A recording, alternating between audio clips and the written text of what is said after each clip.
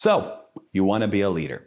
Well, part of being a great leader is knowing that the needs of the team are greater than any individual talent, including your talent. Hey leader, or aspiring leader. David Burkus here, organizational psychologist and author of 4 best-selling books on helping leaders and teams do their best work ever, including helping individuals become leaders in order to do their best work ever. So in this episode, we're going to talk about exactly that, how to position yourself for a leadership role, how to prepare yourself, and how to make sure you get noticed and considered to lead a team in the future. Some organizations have robust leadership development programs, and what we're going to talk about in this episode might help you qualify for those. Others, you're going to have to build your own leadership development program. In either case, you're going to have to start with answering 4 questions that are going to help you and understand where you need to grow in order to grow into that leadership role. Let's get started. The first question you have to ask to prepare yourself for a leadership position is, why do you want to be a leader? I mean it. Why do you want to be in a leadership role? A lot of times, especially work in a large organization that hasn't really thought out its organizational design too much, a lot of times we aspire to leadership roles because it's seen as the only possible career track. Right? Maybe you've been in that situation. You're sweating in that job interview and they're asking you, where do you want to be in 5 years? And you know that the only answer is to say in management, even though that's not actually what you want. And we see this time and time again, whether it's in sales organizations where we promote the best salespeople and as a result we lose great salespeople and we get so-so managers. And we see it in a variety of other industries as well, where people who are really solid at the skills that are an individual contributor role get rewarded with a position that takes them outside of their skill set. So why do you want to be a leader?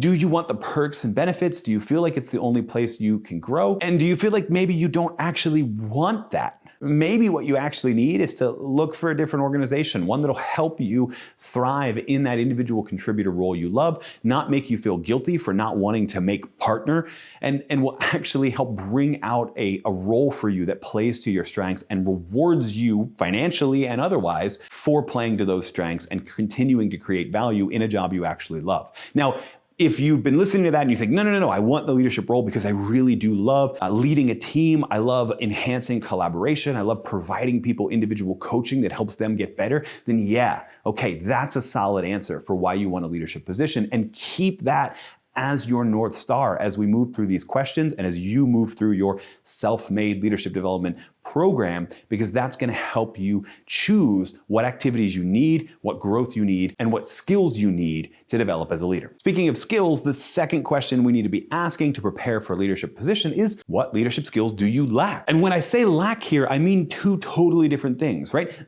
Team leadership involves a variety of different things. It involves performance management coaching. So how experienced are you in helping set objectives, helping mutually set objectives, design a plan of action, hold people accountable to that plan of action, and then even have difficult feedback conversations sometimes when people aren't actually following through on what they said they're going to do, right? That's sort of one whole skill set of being a leader. The other involves how well you can shape the cultural elements of the team, how well you can build a sense of psychological safety where people feel that they can express themselves, that they can speak fully, that they can criticize other people in a way that's respectful and makes the team better, right? It's not just about the objectives, it's also about the culture. And when we're looking at what skills we might lack in preparing ourselves for a leadership role, we have to think about these skills in kind of 2 domains as well. You might have developed some of these skills, but in a way that is not part of your professional job. You might, inside of a volunteerism program or inside of a hobby, you might be running a team of people for which you're having to do project management tasks,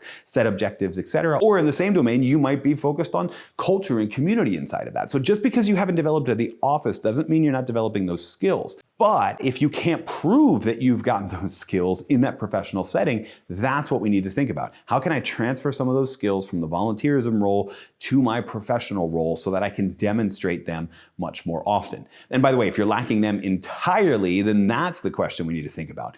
How can I grow and develop in them? Maybe that's by taking training on your own, by signing up for something like a LinkedIn Learning, or by collecting a couple different books on the subject, and then by having conversations with your manager, with your team leader, about how you're growing in those areas and how you'd like to be considered for certain roles that'll demonstrate that you're growing and developing in that area. The third question that you need to be asking to prepare yourself for a leadership position is, what can I add to the team? Okay, so we've talked about your skills, but remember, team is greater than talent. And so one of the next steps is deciding, as you're growing in those skills, how can you add to the team? Add here, not take away. It's not going to be seen as adding if you're taking a role from someone else on the team. But is there something your team could benefit from? Whether that's a regular rhythm of having weekly meetings where we all sync up, there's a variety of different ways that you can flex those new muscles you're growing, that you can show those new skills in ways that add a new program to the team.